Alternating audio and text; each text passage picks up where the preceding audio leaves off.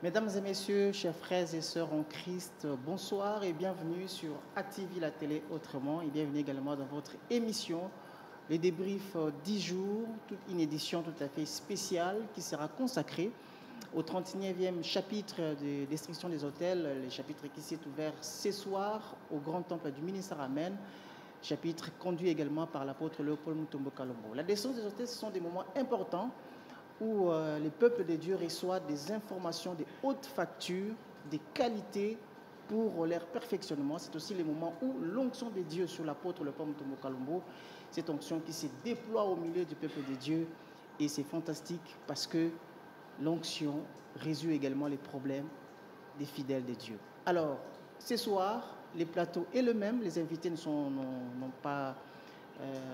on n'a pas changé les invités, ce sont les mêmes invités. J'ai le pasteur Didier Maemba qui j'ai dit bonsoir et bienvenue. Bonsoir mon frère Joe et bonsoir à tous nos bien-aimés qui sont scotchés pour suivre le débrief du jour. Soyez bénis et croyez-moi que ça sera des moments inoubliables. Soyez bénis. J'ai également pasteur François Ilonga. Bonsoir et bienvenue pasteur.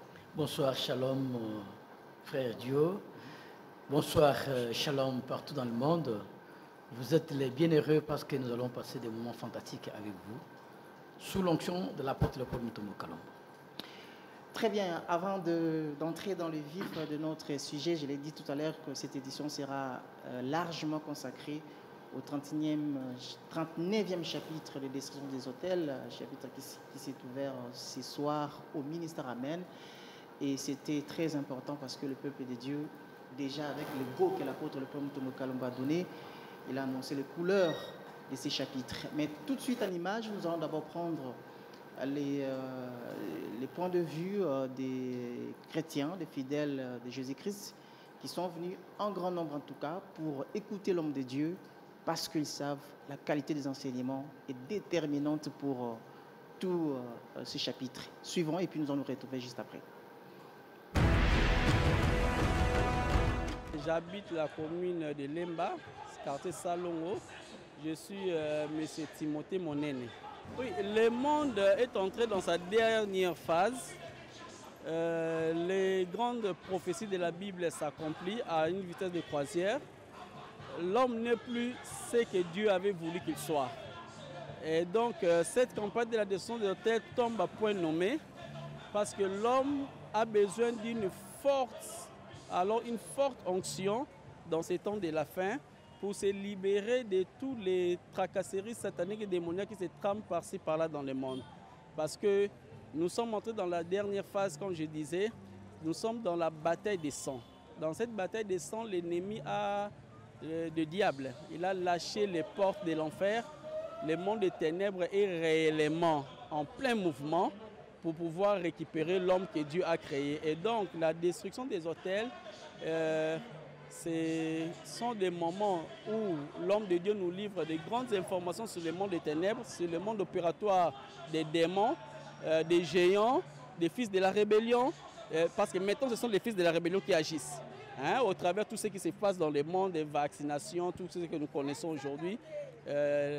Donc, c'est un des moments les plus précieux pour les chrétiens qui est d'assister à la destruction des autels pour se réarmer encore, pour élever encore le niveau de sa spiritualité, pour en fait être encore davantage, avoir davantage des armes, les bagages nécessaires pour tenir en ces temps si difficiles que traverse l'humanité.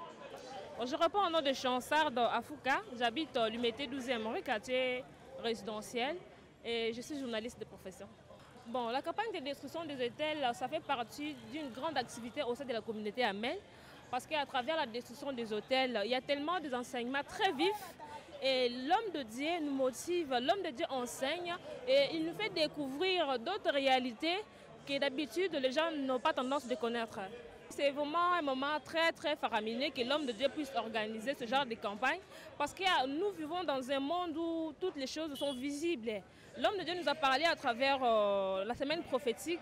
Tout ce que nous voyons aujourd'hui, ce sont des choses que la Bible avait déjà prédites depuis très longtemps Et nous sommes bel et bien au temps de la fin, surtout avec l'arrivée de pandémie de Covid-19, avec les enseignements que nous allons bénéficier lors des campagnes de leçons de l'hôtel. J'espère que ça va vraiment aider et motiver beaucoup de chrétiens, ceux qui ne connaissent pas vraiment la réalité du monde actuel. À travers cette grande campagne de destruction des hôtels, ils finiront par comprendre. À travers les enseignements de destruction des hôtels, l'homme de Dieu est là pour nous expliquer, pour nous montrer de réalité, des enseignements que nous tous, nous ne connaissons pas. On m'appelle Papa Yves Meba. J'habite la commune de Kalamou, plus précisément au quartier Yolocide. Dans la vie, je suis cadre dans une entreprise publique de la place. C'est tout d'abord un rendez-vous d'un créateur et son fils. Nous répondons à l'appel de Dieu parce que les signes du temps nous démontrent que le monde déjà est en train d'atteindre son apogée. Alors, il est important et utile de s'accrocher quelque part. Et comme vous le savez, en tout cas, les refuges actuellement, c'est d'abord la parole de Dieu et Dieu. Et je profite aussi de votre micro pour lancer un appel à tout le monde de venir se greffer à ces rendez-vous très importants pour la vie humaine. En attendant le retour du Christ, la vie continue, alors on ne peut pas refuser la bénédiction, on ne peut pas refuser la délivrance, on ne peut pas refuser toutes ces choses. Parce que si on prend les prophéties des temps de la fin, on associe avec la destruction des hôtels, ensemble, ça fait mûrir les enfants de Dieu. Alors c'est ça le problème. Oui. Donc nous avons besoin et de la délivrance et de la connaissance des éléments, comment se préparer pour l'avènement du Christ. C'est que moi, j'attends de Dieu qu'il m'amène à une dimension où je n'ai jamais passé. Alors que j'accède à une nouvelle dimension de perfectionnement. Déjà, quand j'étais à la maison, je disais au Seigneur, Seigneur, je t'offre mon cœur, je m'apprête, je dispose mon cœur, je prie que le Seigneur m'aide vraiment à être là, pas seulement physiquement, mais aussi spirituellement, à être là, à participer à ce programme, afin que je sois vraiment affermi, que mes deux jambes demeurent dans la présence de Dieu, dans la vie de sanctification, pour ne pas rater l'avènement du Christ aussi. Voilà, merci pour ces images. D'entrée de jeu, pasteur Didier Maïmba, je vous prends rapidement la toute première question qui sort exactement de l'ordinaire. Lorsqu'on regarde ces images, on voit des fidèles qui viennent, avant d'accéder au ministère Amen, ils ont déjà ils ont porté leur masque. Et on a vu aussi les prélèvements des températures à l'entrée du grand temple du ministère Amen. Mais avec tout ce monde qui vient au ministère Amen, comment est-ce que la communauté Amen ou le ministère Amen s'est organisé pour exactement respecter ces gestes barrières? Je crois que vous avez suivi les images, j'en parle plus que moi. Nous observons les mesures barrières parce que nous sommes conscients de la réalité des Covid-19. Et voilà pourquoi dès l'entrée, c'est-à-dire depuis la porte, on prélève la température et nous avons un service de protocole bien organisé et nous respectons la distanciation. Donc quand vous entrez dans la salle, vous allez voir que la distance est respectée et au moins à peu près 50 mètres, voire même 1 mètre. C'est déjà ça parce que nous savons que malgré l'onction, il y a, mais nous sommes aussi conscients de cette réalité. Voilà pourquoi il y a tout ça. Parce que d'ailleurs, vous avez suivi l'apôtre Léopold depuis même le confinement du mois de mars. Et le ministère Amen était assaini. On avait appelé tout un service d'assainissement pour assainir le milieu, pour désinfecter le lieu. C'est-à-dire que vous allez comprendre malgré l'onction, mais il tient compte de cette réalité. Donc voilà pourquoi, pour rester en accord avec tout ce qui se passe, pour rester en accord aussi avec les autorités de la place. Et voilà pourquoi les mesures barrières sont respectées, mon frère Dieu. Merci, pasteur Didier Maïmba. Pasteur François, beaucoup d'attentes, en tout cas, dans les chefs de ceux qui sont venus d'abord aujourd'hui. On a suivi le point de vue de beaucoup de gens. Et malgré les contextes dans lesquels le monde vit avec la pandémie de Covid-19, mais on sent que les chrétiens trouvent dans l'organisation des destructions des hôtels, comme aussi une solution pour tous ces défis auxquels le monde est soumis, notamment la pandémie de Covid-19. Oui, merci beaucoup Dio pour la question. J'ai beaucoup aimé la réaction de plusieurs qui sont intervenus au micro de Amen TV au sujet du chapitre 39 de la destruction des hôtels. J'ai compris une chose, que nous venons de passer 3 semaines qu'on appelait semaine prophétique. Et maintenant, nous abordons, nous quittons de la semaine prophétique ou des semaines prophétiques, de la quinzaine prophétique, vers la destruction des hôtels. C'est pour respecter ce que l'homme de Dieu, l'apôtre Paul Mutombo Kalombo, a dit, que pendant ce temps, en attendant que Christ vienne, nous allons évoluer avec 2 hélices. Il y a la prophétie, il y a la destruction des hôtels. Et ce que j'ai beaucoup aimé, la réaction des bien-aimés, c'est que nous sommes encore sur la terre. En attendant que Christ vienne, nous avons besoin de vivre. Alors, comment nous pouvons vivre si nos promesses sont séquestrées quelque part? Alors, ces promesses ont été faites pour qu'ils s'accomplissent à nous. Mais le malin et ses agents physiques et spirituels ont séquestré les promesses de Dieu. Alors, c'est pourquoi la destruction des hôtels est plus qu'importante pour venir libérer, délivrer nos promesses pour que nous puissions vivre ces promesses avant l'enlèvement. Parce qu'elles ont été faites pour s'accomplir à nous. Par exemple, je serai la tête et non la queue. Maintenant que je suis en train de parler, est-ce que je suis la tête ou je suis la queue? Qu'est-ce qui bloque pour que je sois la tête?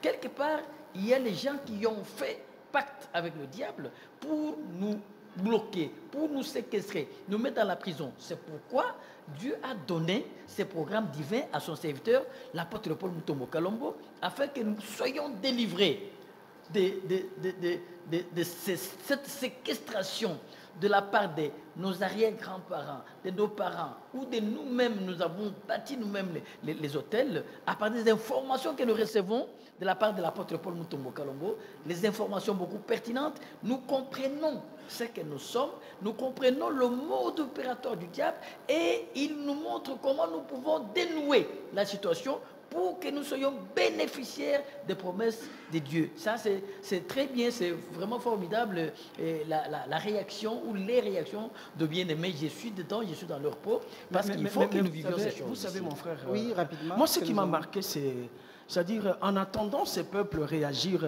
par rapport au chapitre 39, c'est comme si on était dans une quinzaine prophétique. Je ne sais pas si vous avez suivi.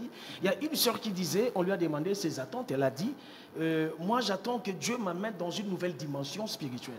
Mais ça c'est formidable alors que nous sommes dans la destruction des hôtels. Vous savez, malgré qu'il y a la destruction des hôtels, et peut-être on croirait qu'il allait dire et que je suis venu pour détruire, je suis venu pour détruire mes ennemis, pour invoquer le feu. Mais elle dit, je vais atteindre une nouvelle dimension spirituelle. Et ça, c'est formidable. C'est déjà des bons signes. Hein? Donc cela prouve à suffisance que le peuple du ministère Amen est dans un processus, dans un parcours normal vers sa maturité.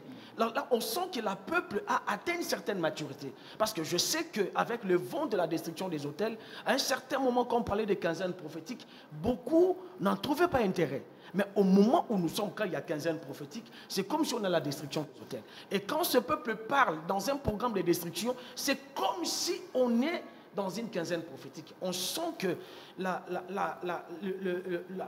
pensée même de l'enlèvement du Seigneur Jésus-Christ, l'enlèvement de l'Église est ancrée dans le sang de ce peuple. Et il marche avec, malgré que nous sommes dans la destruction, comme on disait, en attendant la bienheureuse espérance, mais nous sommes encore sur la terre, nous devons détruire. Mais ce qui est très capital, même si on veut détruire, on a besoin d'atteindre une certaine dimension spirituelle pour que ça vienne de soi. Sinon, on parlera de destruction, mais ça ne viendra pas. Il faut atteindre une certaine dimension et j'ai beaucoup aimé la réaction des différents peuples. Alors ce peuple qui est accroché à ces processus d'élévation de sa spiritualité ne s'est pas trompé, puisque les premiers jours donc aujourd'hui, en tout cas, n'est pas allé à la contradiction des attentes du peuple de Dieu, puisque l'apôtre, le Paul Mutombo Kalombo, justement, a posé les jalons et il a insisté sur la prière. Je ne vous en dis pas plus, nous allons d'abord suivre ces images, l'extrait de l'enseignement de ce soir, et vous allez vous rendre compte que le peuple de Dieu ne s'est pas trompé. Le 39e chapitre de la destruction des autels pour cette année baptisée du Fils de l'Homme s'est ouvert ce mercredi 10 février 2021 au Grand Temple du ministère Amen. D'entrée de jeu, l'apôtre Léopold Mutombo Kalombo a donné les couleurs de ce que sera ce chapitre. L'urgence absolue de la vie de prière sera le maître mot tout au long de ce chapitre, a dit l'homme de Dieu, car pour l'Éternel, rien ne remplace la prière pour laquelle l'homme est appelé à s'humilier devant Dieu en entrant en intimité avec celui-ci sans condition, ni pour un besoin quelconque. Pour finir, l'apôtre Léopold Mutombo Kalombo a affirmé que notre existence en tant que chrétien, nous la devons qu'à la vie de prière. Et nous ayons entendu écrire beaucoup de bonnes choses sur la prière, ne font pas de toi forcément un homme, une femme qui sait prier. Et pourtant, rien ne peut secouer le cœur de Dieu comme la vie de prière. Rien ne peut ébranler les puissances ténébreuses si ce n'est la prière. Rien ne peut transformer la vie d'une toute une nation sans la vie de prière. Rien ne peut transformer les choses, les faire basculer dans un sens comme dans un autre et de manière spectaculaire si ce n'est la prière. Rien ne peut mettre mal à l'aise les démons territoriaux, les démons des quartiers, les démons qui sont dans le cosmos, au point que chaque jour, chaque seconde, il n'arrête pas de parler de la personne si ce n'est la vie de prière. Le monde d'aujourd'hui n'a pas besoin de juste de bons chrétiens qui sont réguliers au culte, qui chantent un chant, qui font quelques 2-3 paroles de prière. Le monde d'aujourd'hui, puisque comme celui d'hier, il est d'abord spirituel, il a besoin de chrétiens puissants par la prière. De quelle prière je veux parler ici? C'est de la prière, cette sorte de prière qui restaure l'intimité personnelle avec Dieu. Cette prière, je dirais, la prière carburant dans un moteur. Ce genre de prière-ci, c'est des prières aussi des personnes qui sont bénies, mais qui sentent qu'ils ont encore besoin de Dieu. Des Chroniques 7-14. Tu es là? Le texte dit, si mon peuple sur qui est invoqué mon nom. Il ne dit pas, si tout le peuple s'humilie et prie. Non, non. Il ne dit pas, si le pays prie. Non, non, non, non. Il dit, si mon peuple, pas n'importe lequel, sur lequel est invoqué mon nom. Il dit, parmi les peuples, parce que tout le monde ne sait pas m'invoquer. Si parmi eux tous, il y a quand même ceux qui croient, qui peuvent m'invoquer, ils ont une relation avec moi. Il y a un intérêt entre eux et moi. C'est ce peuple-là. S'ils s'humilient, cette sorte de prière exige l'humilité. Tu n'es pas dans les besoins, tu n'as pas faim, tu es béni, tu as une maison, tu as des véhicules, mais quelque chose te dit, c'est maintenant, plus que jamais, que tu as besoin de communier avec lui. Amen. Mon fils, cherche Dieu, il n'est pas loin. Ma fille, cherche Dieu, il n'est jamais loin. Cherche-le, cherche-le, cherche-le pendant que je parle. L'esprit de prière, la puissance de la prière et l'onction de prière descend sur toi. Merci pour cet extrait très important. Je commence avec vous, pasteur François. C'est vrai, l'apôtre a insisté sur la vie des prières. Il a même dit l'urgence absolue de la vie des prières. C'est vrai, on parle vie des prières. Je vais poser une question simple mais très fondamentale. C'est quoi la vie des prières? Merci beaucoup. D'abord, la prière, c'est quoi? Peut-être c'est ça la question. C'est ça la question. La prière, c'est le moyen que Dieu a créé par lequel l'homme entre en communion avec Dieu. Pourquoi? Parce que dans le jardin d'Éden, Dieu descendait chaque soir, il parlait avec l'homme, il parlait avec la femme. Mais lorsque l'homme a désobéi, l'homme s'est caché. Donc il a mis la barrière entre lui et Dieu. Alors, il était allé se cacher. Dieu commence à chercher l'homme. L'homme, où es-tu? Alors qu'il venait, il le trouvait. Alors, maintenant, comment cet homme qui se cache, alors qu'il ne se cachait pas, comment il va entrer en contact avec moi? Comment il va entrer en communion avec moi? C'est ainsi que Dieu a instauré ce qu'on appelle la prière. Donc, la prière, c'est le moyen que Dieu a mis en place pour que l'homme entre en contact, en communion avec lui. Ça, c'est de façon naturelle. Mais si nous allons beaucoup plus loin, nous allons dire que la prière, selon l'apôtre Léopold Mutombo Kalombo, c'est le dialogue de deux esprits. Parce qu'il est écrit dans Jean 14 que Dieu est esprit. Et que c'est ceux-là qui veulent l'adorer, Dieu doivent l'adorer en vérité, en esprit. Job chapitre 32 dit qu'en réalité, dans l'homme, c'est l'esprit. Donc l'homme, c'est un esprit. Dieu, c'est un esprit. Quand les deux esprits entrent en dialogue, là, on parle de la prière. Donc c'est ça le fondamental de la prière. Maintenant, quand on est en contact, en communion avec Dieu, quand on parle à Dieu, là, on est en train de faire la prière. Le dialogue avec Dieu, ça s'appelle la prière. Mais maintenant, le problème qu'il y a, c'est, j'ai beaucoup aimé que Dieu bénisse l'apôtre Léopold Mutombo Kalombo, parce que peut-être les gens l'attendaient ailleurs. Comme Dieu n'est pas toujours là où on l'attend, et aussi l'apôtre Léopold Mutombo Kalombo n'est pas là où on attend.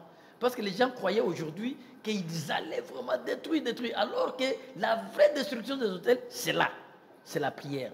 Alors, pourquoi la prière? C'est parce que beaucoup de gens ont réduit la prière à la façon de quémander.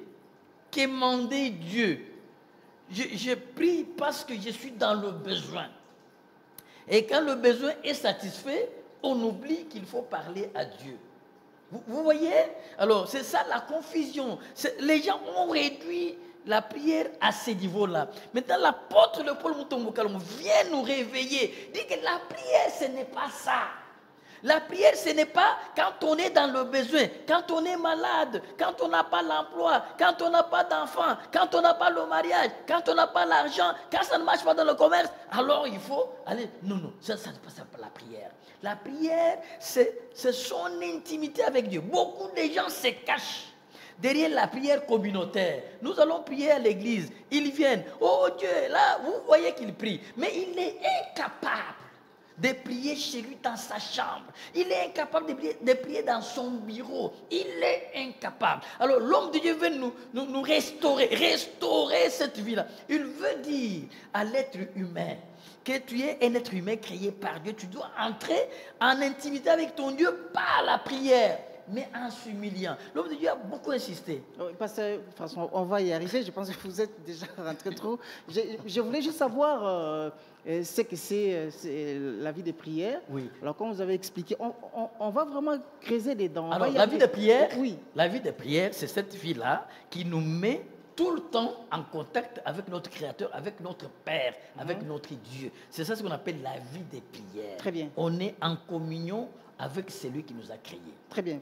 Pasteur Didier Mayemba, partant de l'explication du pasteur François Ilunga, il a même évoqué la définition que l'apôtre donne très souvent, que la prière, c'est le dialogue entre des esprits, notre esprit et l'esprit de Dieu. Mais maintenant, ces dialogues qui doit devenir une vie pour un chrétien, c'est-à-dire tout le monde. Maintenant, le problème, c'est chrétien qui va dialoguer de manière permanente avec esprit, avec Dieu qui est esprit, qui ne vous répond pas directement, que vous ne voyez pas, et que vous ne savez pas quand est-ce qu'il va vous répondre alors que vous avez un besoin. C'est peut-être ça qui tourmente un peu les chrétiens, qui se disent, bon, j'ai un besoin, j'ai demandé ceci, je ne sais pas si, est-ce que Dieu a écouté, est-ce que Dieu a agréé, est-ce que Dieu va me répondre quand? Est-ce que ces facteurs ne contribuent pas à la faiblesse des vies de prière aujourd'hui des chrétiens? Je connais une portion de l'Écriture qui dit que celui qui s'approche de Dieu croit qu'il est le rémunérateur de ceux qui le cherchent. On ne peut pas s'approcher de Dieu sans avoir la foi. Mais moi, j'ai aimé la manière dont l'homme de Dieu a expliqué les choses. C'est-à-dire, quand on s'approche de Dieu, on s'humilie. On se sent inutile. Joe, mais regardons un peu la Bible. Nous avons vu des gens qui ont manifesté Christ d'une manière extraordinaire dans la Bible. Quand l'homme de Dieu parlait, moi, directement, je me posais des questions. Quand il parlait de l'humilité, s'humilier devant Dieu.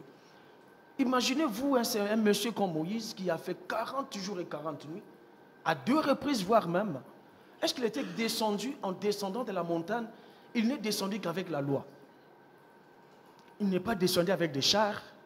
Il n'est même pas descendu avec des chevaux. Mais posons-nous la question, il était sur la montagne. Il dormait où? Parce que nulle part la Bible nous dit qu'il a mené le matelas, qu'il a mené des couvertures. Donc il allait dans la présence de Dieu, il s'humiliait. Même quand nous parlons de la montagne de transfiguration, Jean, Jacques et Pierre, dites-nous un peu, ils dormaient comment? Et dans la présence de Dieu, ils s'étaient humiliés et ils ont vu la gloire de Dieu. Parce que j'aime quand l'apôtre Paul dit que la sémence du temps de la fin doit être identique à la sémence originelle. Vous allez voir, même quand l'apôtre Paul parle que je connais quelqu'un qui est monté jusqu'au 3e ciel.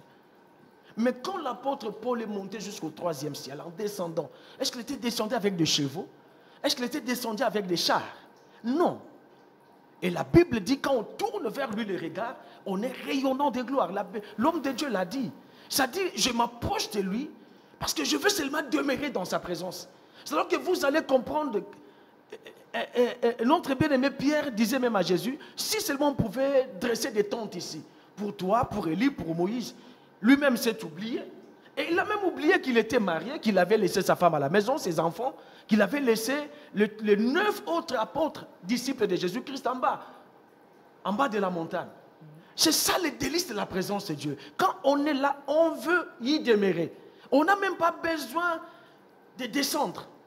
Et c'est cette vie-là de prière dont l'homme de Dieu, l'apôtre, est en train de nous parler. Mais pasteur, quand l'apôtre dit, appelle les chrétiens à s'humilier dans la prière devant Dieu, mais est-ce que vous pouvez trouver un chrétien, je ne sais pas si les chrétiens sont aussi arrogants devant Dieu dans la prière, je pense que les chrétiens, on s'humilie toujours. Qu'est-ce qu'il faut encore faire pour que les chrétiens développent en fait cette vie d'humilité? Moi, je pense que les chrétiens en priant, on est humble. Quand on parle de l'humilité, ce n'est pas... vous savez, on peut même se mettre à genoux, mais l'esprit n'est même pas là. Ah, ok. Comprenez? On peut même venir à l'église et être ailleurs. Le corps est à l'église, mais ton esprit est ailleurs. Voilà pourquoi je me disais, quand on parle de l'humilité, regardez la dimension de David. Un roi puissant qui terrassait tout sur son passage. Mais il y a des moments où il portait des sacs pour demeurer dans la présence de Dieu. Vous voyez? C'est-à-dire, malgré sa royauté, malgré son pouvoir, malgré sa puissance, devant Dieu, il se sentait petit. Et il pouvait dire, sans toi, je ne suis rien. C'est cette humilité-là dont l'homme de Dieu parle. C'est-à-dire l'humilité du cœur. Quand on s'approche de Dieu, on veut demeurer dans sa présence. On veut rester là. Et on ne vient pas dans la présence de Dieu rien que pour les choses matérielles, pour les choses de ce monde. Pour des besoins. Pour des besoins matériels. On vient seulement parce qu'on veut que sa spiritualité soit restaurée. On veut demeurer dans la présence de Dieu. On veut l'écouter. On veut sentir l'odeur de sa présence. On veut sentir les délices de la présence de Dieu. C'est ce qui a caractérisé même le chrétien de la première église. Mais pasteur Didier, regardez même Jésus. C'est Dieu manifesté en chair. Quelle était sa vie? Mais sa vie, c'était la vie de prière. Chaque fois, on nous raconte qu'il allait passer nuit sur les montagnes. Regarde. Donc, sur la montagne, on dort où? On dort sur le sable, on dort dans la poussière. On dit à la chair que tu n'es rien. Tu peux te vanter de vestes, de cravates, mais ici, tu n'es rien. Cette nullité-là, c'est ça ce qui nous fait entrer dans l'intimité avec Dieu. Ce cœur qui veut être toujours en présence de Dieu pour écouter, sentir l'odeur de Dieu, abandonner la gloire d'ailleurs qui vient de Dieu, abandonner cette gloire. Quand on va prier Dieu sans arrière-pensée, mon bien-aimé l'a dit, sans pour autant avoir besoin de quémander les biens matériels de ce monde, lorsqu'on peut faire ça, lorsqu'on peut s'humilier de cette façon, il y a des présidents qui s'humilient, s'il vous plaît. Il y a des présidents de la République qui vont jeûner sur les montagnes, qui passent des temps sur les montagnes. Là, on peut comprendre que, non, mais il a quand même tout. Mais qu'est-ce qu'il va chercher? C'est ça, c'est que l'homme de Dieu veut. Que vous ayez, que vous n'ayez pas, mais que vous soyez dans la présence de Dieu. Parce que c'est dans la présence de Dieu qu'il y a tout. Par la prière. Et vous savez qu'il est difficile aujourd'hui, mon frère Moi, Joe. je voulais vous relancer par cette question. Oui. Tout ce que vous développez, et même ce que l'apôtre a dit aujourd'hui, il s'est appuyé beaucoup plus sur la vie des prières, et même ce que vous développez tout à l'heure ici. Mais quel rapport avec la destruction des hôtels? On sait la destruction des hôtels, on sait l'allure que la destruction des hôtels prend. Mais insister sur la vie des prières, non, attention, ça, rapport? Attention, la destruction des hôtels a aussi pour rôle de booster notre spiritualité. Ah, très bien, mais ça c'est... De lever le niveau de notre spiritualité. C'est ça aussi la destruction des hôtels. Okay. Parce que c'est celui-là qui a élevé le niveau de sa spiritualité qui peut faire face au monde des ténèbres, aux ordres de l'enfer. Exactement. Si la spiritualité n'est pas élevée, on parlera feu, feu ne descendra pas. Mais celui qui s'est simuler dans la présence de Dieu. Parlons du prophète Élie, mon frère. Sa vie, c'était la montagne. De temps en temps, il était dans des montagnes. Mais quand cet homme-là se présenta devant le 400 prophètes de Baal et d'Astarté, il a dit que le feu descend, le feu était descendu. Parce que c'était le résultat de ses expériences spirituelles avec Dieu. Là où il allait, et dans la présence de Dieu, se sentait inutile, s'humilier dans la présence de Dieu. Mais quand Élie allait dans la présence de Dieu, il n'allait pas demander les choses de ce monde. Il voulait seulement demeurer dans sa présence. Vous savez, c'est aussi important de s'approcher de Dieu sans demander quoi que ce soit. Je m'approche de Dieu, je viens seulement élever le nom de Jésus-Christ. Je viens seulement contempler sa gloire. Adorer. Je viens seulement l'adorer. Mais quand on descend, c'est monsieur-là qui est un fin adorateur. Mais quand il invoque le feu descend. Et nous l'avons vu avec Pierre, qui pouvait dire, je n'ai ni or ni argent, mais c'est que j'ai, je te les donne. Mais vous allez voir dans la Bible, nous connaissons aussi des disciples qui ont échoué devant un cas. Merci le cas de cet enfant lunatique, ils avaient échoué. Mais moi, j'ai toujours dit, un jour l'homme de Dieu le disait aussi, dans l'une de ses enseignements, si c'était Pierre, Jean, Jacques, en descendant de la montagne, même si Jésus leur demandait chasser ces démons allaient partir. C'est une conséquence de la vie de prière. S'il vous plaît, je voudrais ajouter quelque chose. Je voudrais surenchérir. C'était juste une question de curiosité. J'ai vu le pasteur est allé vraiment très loin dans ce... Merci pour cet éclairage. S'il vous plaît, je voudrais dire ceci. La destruction des hôtels n'est destruction des hôtels que par la prière. On détruit les hôtels avec quoi? Mais c'est avec la prière. S'il n'y a pas prière, il n'y a pas de destruction des hôtels. Mais maintenant, il faut savoir comment prier. Et comment faire pour demeurer dans la vie de prière? Ça, c'est une très bonne chose. Et qui doit aussi prier pour que le feu descende? Tout à fait. Oui, alors il y a un élément très important. J'ai entendu l'apôtre quand il a fait allusion à Daniel.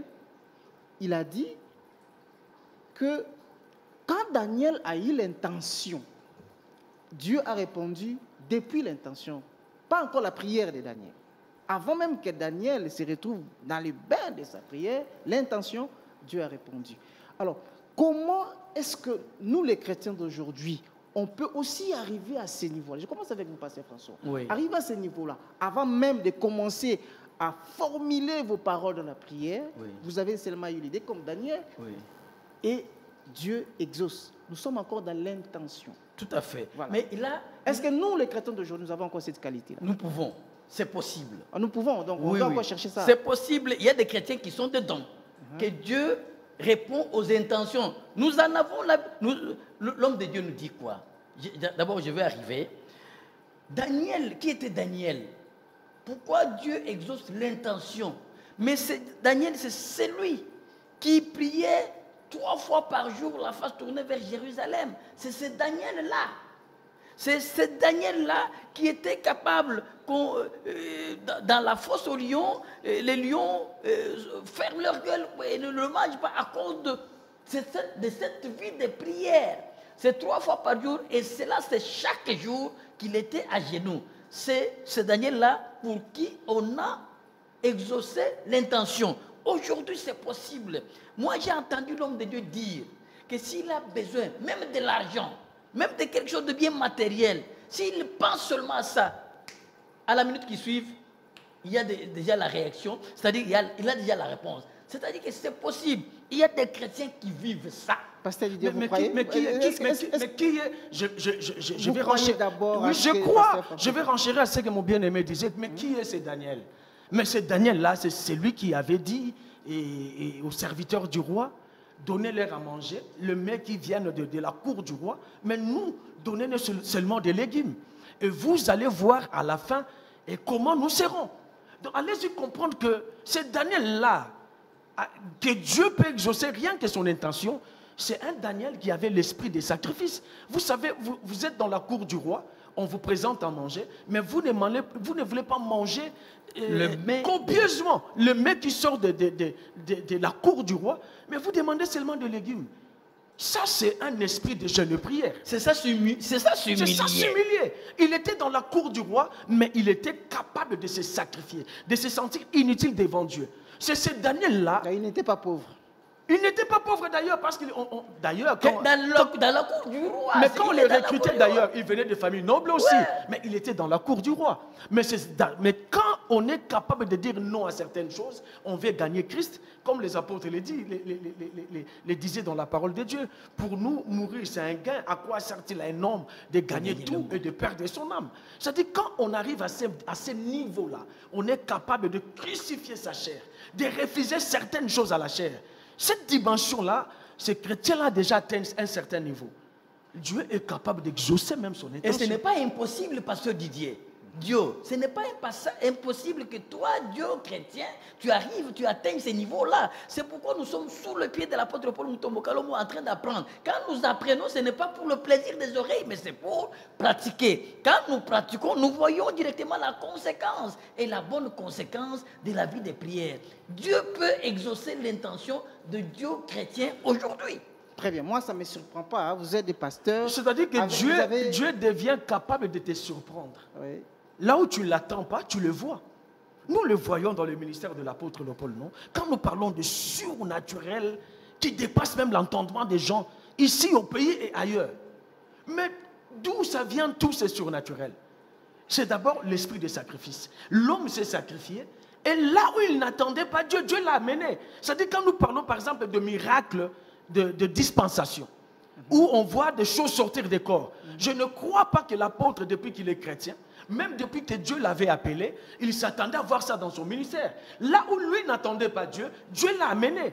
Donc c'est à peu près ça. C'est-à-dire Dieu est capable d'exaucer même ton intention et aller au-delà de ce que toi-même tu n'attends pas. Mais pasteur quand on atteint une certaine non seulement il ne s'est pas sacrifié, mais aussi il s'humilie. Regarde la dimension de l'apôtre Paul Mutombo Kalombo, une dimension spirituelle planétaire. Regarde cet homme qui peut vous dire que ça fait 8 mois que je ne suis pas monté sur mon lit.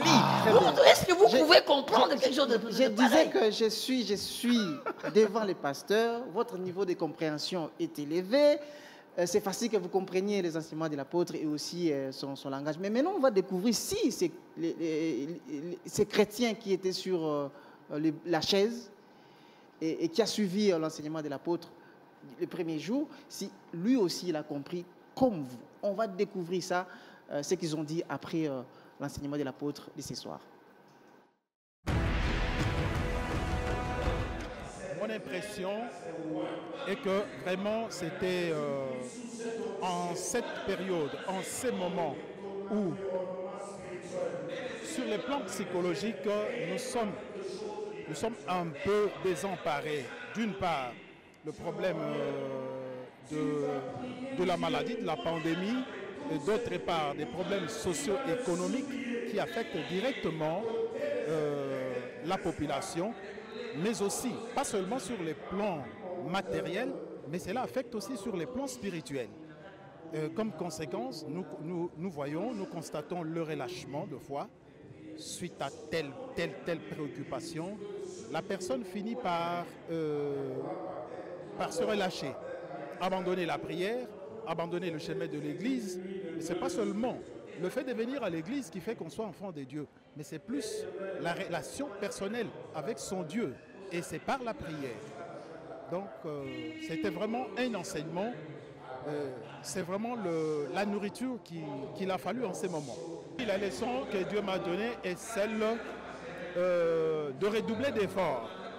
De redoubler d'efforts dans la prière, ne pas se relâcher et prier plus que ce que je faisais avant. Bon, enseignement d'aujourd'hui, l'homme de Dieu nous a dit comment chercher la face de l'Éternel. Donc il y a des catégories de chrétiens, il y a ceux qui s'humilient devant la face de l'Éternel et ceux qui n'ont pas l'habitude de s'humilier devant la face de Dieu. Il y a des moments où on peut être chrétien, mais pour chercher la face de Dieu, des fois on peut prier pendant 10 minutes et par là nous n'avons pas la force d'avancer et d'être pendant un long moment de la présence de Dieu. Mais en tant que chrétien, il faut élever le niveau de spiritualité. Tant qu'on ne sait pas chercher la face de Dieu ou s'humilier devant la présence de Dieu, donc on n'aura pas la spiritualité élevée. En tant que chrétien, il faut savoir s'humilier devant la face de l'Éternel et chercher à connaître sa grandeur. Ce soir, j'ai été béni. Ce sont des enseignements très faramineux parce qu'il y a beaucoup de chrétiens et comme moi particulièrement, j'étais limitée dans d'autres enseignements en ce qui concerne la prière et comment chercher Dieu. Je sais que ce soir, je dois rester pendant un long moment devant la face de l'Éternel à travers ces enseignements de l'homme de Dieu, l'apôtre Léopold Mutombo Kalombo. J'ai aimé vraiment, c'était pour moi du carburant, c'était pour moi un enseignement très profond. Il nous a montré comment chercher avec intensité la face de Dieu. Donc rester surtout dans la prière. Non mais franchement, ce qui est sorti de la bouche de papa, ce n'est pas de l'intelligence, ce n'est pas l'intelligence d'un homme. Ça c'est une révélation de la part de Dieu. Parce que des choses qu'il nous a révélées, ce sont des choses que nous entendons souvent, mais très mal enseignées, très mal interprétées. Par exemple, lorsqu'on dit s'humilier, prier et chercher Dieu. Non, des fois nous faisons la confusion entre chercher Dieu et prier. Donc aujourd'hui nous venons de comprendre autre chose. Que chercher Dieu, c'est dominer des fois la fatigue. Chercher Dieu, c'est dominer le sommeil, assujettir les corps. Chercher Dieu, c'est surmonter toutes sortes de difficultés qui peuvent nous empêcher à bien prier.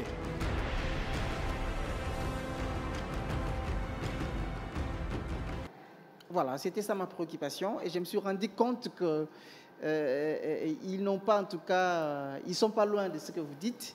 Donc c'est pour dire que la méthodologie qu'a appliquée l'apôtre Léopold Mutombo Kalombo était bonne, puisque en tout cas tout le monde a compris et il se voit dans l'obligation, en tout cas, de bien entretenir la vie des prières. Rapidement, puisque nous sommes aussi, on va toujours retourner à l'image pour suivre cette fois-ci des très bons témoignages je ne vous en dis pas plus. On va suivre ces témoignages et on pourra placer un mot juste après notre retour sur ce plateau. Shalom Église. Je bénis le Dieu de Mutombo pour ce qu'il a fait dans la vie de ma fille qui réside en Europe, précisément en France. C'était pendant la période de confinement décrété en Europe et partout ailleurs dans le monde, dû à la pandémie à coronavirus. Ma fille qui réside en France était atteinte du Covid-19. Je ne savais quoi faire parce que la distance nous séparait. Comme c'était pendant le confinement, il n'y avait pas moyen de venir à l'église. On ne suivait que les prédications de l'apôtre Mutombo à la télévision. Un soir, avant de dormir, j'ai écouté l'homme des dieux et j'ai résolu de prendre la photo de ma fille et de l'associer à l'effigie de l'homme des dieux, mélangée avec l'huile d'onction, et je l'ai placée sous mon oreiller. Pendant la nuit, du coup, j'ai senti une forte puissance m'agiter. Je me suis réveillée le matin avec l'objectif de passer un coup de fil à ma fille pour m'acquérir de son état de santé qui était inquiétante. Miracle, bien-aimé, miracle. Ma fille me dira, maman, toute la nuit, Je n'ai pas toussé, pas de fièvre, pas de complications respiratoires. Et de lors jusqu'à présent, ma fille est guérie totalement du coronavirus. Raison pour laquelle je bénis le Dieu de Mutombo pour ce qu'il a fait dans la vie de ma fille. Grâce à cette onction, l'onction de l'homme des dieux a vu ma fille. Elle est si loin, elle est en France. Malgré la distance, cette onction a touché ma fille et l'a guérie du coronavirus. Raison pour laquelle je bénis le Dieu de Mutombo.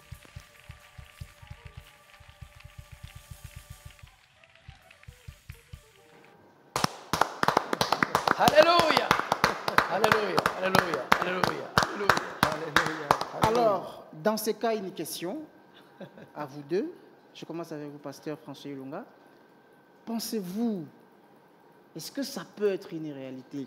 Quelqu'un qui est ici et qui formule des phrases dans sa prière et qui va quitter des milliers de kilomètres pour aller toucher quelqu'un qui est dans un autre continent, et puis finalement, il y a des faits, on peut voir, la personne est guérie. Pensez-vous que ça peut être une réalité? Mais c'est une réalité parce que l'homme de Dieu dit que la distance n'est pas un obstacle pour l'onction. L'onction, c'est Dieu. L'onction va là où on la réclame, malgré la distance. Donc, vous avez, ce n'est qu'un témoignage. Nous avons été autour de l'homme de Dieu pendant tout le temps de confinement. Que des miracles, ça c'est en France. Mais il y a eu des miracles à l'Équateur, en Amérique du Sud. Donc, pour vous dire que la distance n'a jamais été un obstacle. Aux États-Unis, au Canada. Partout, nous avons eu des témoignages. Ça, c'est la énième témoignage et ce n'est pas encore fini. Mais ce qui est beaucoup plus, ce qui m'écoeure beaucoup, nous sommes en train de parler de la prière. Regarde la conséquence de l'absolutisme de la vie de prière dans l'homme de Dieu, l'apôtre Paul Mutombo Kalombo.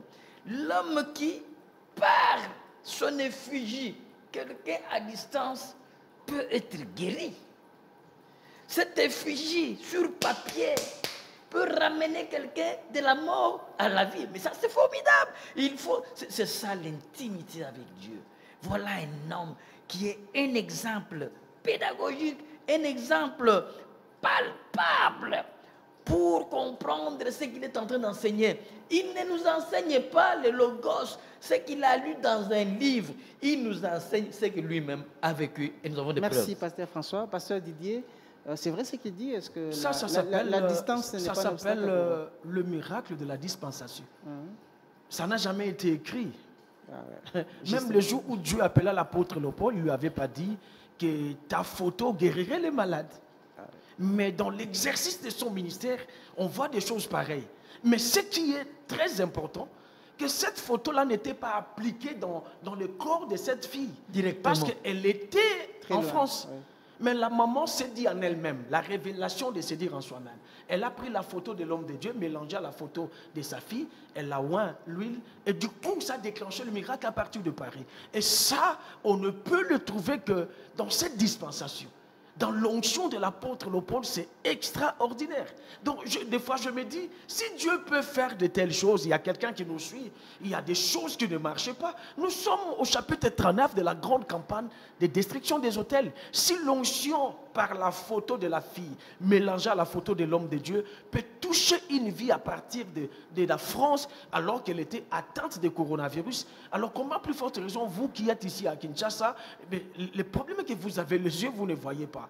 Rejoignez-nous parce que le chapitre 39 est là, nous y sommes, nous continuons, on ira jusqu'au 21 février et vous aurez aussi votre part. Donc quittez votre canapé et rejoignez-nous au ministère. Non seulement à Kinshasa, pasteur Didier, mais tout celui qui peut nous suivre, même en différé, ça n'existe pas avec l'onction.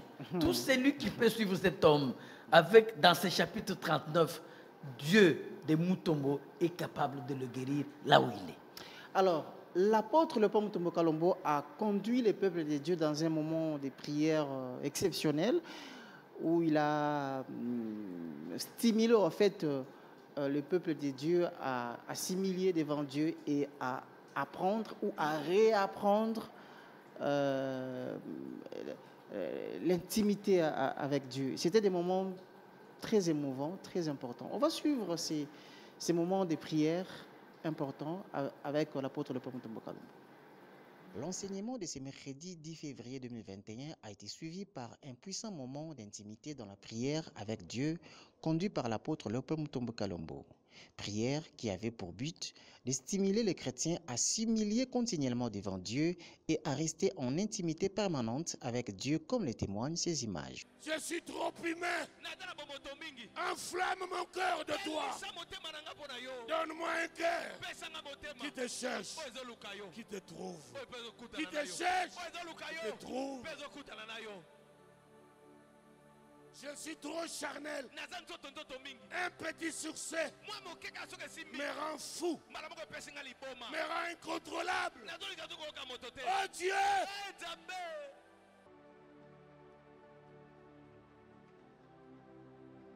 Que la flamme du Saint-Esprit brûle les œuvres de la chair, brûle l'humanité, brûle les vieils hommes, mais enflamme mon cœur de toi.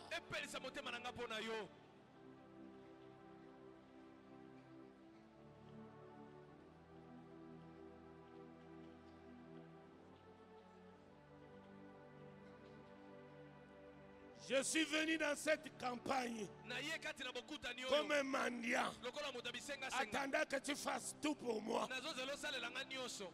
Tu m'as vu, tu me connais, tu m'as donné au-delà de ce que je m'attendais. Tu veux que je te donne mon cœur, que mon corps s'enflamme de la puissance du feu de ton esprit. Embrase mon âme, embrase mon cœur. Je veux brûler de ton onction. Oh Jésus!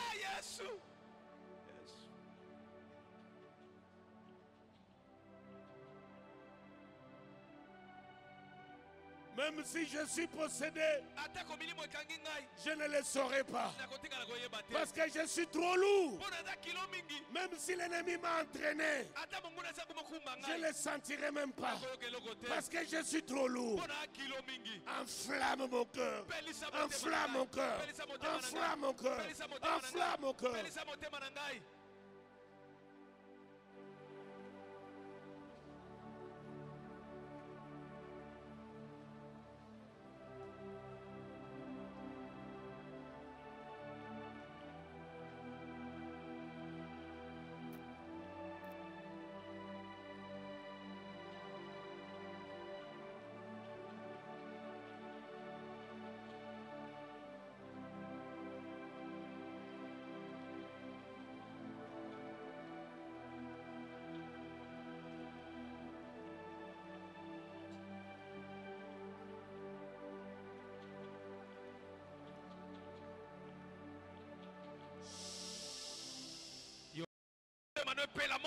Le feu de l'onction qui brûle les priorités charnelles, mondaines. Que ton cœur soit en feu, en feu, en feu, en feu, en feu, en feu, en feu.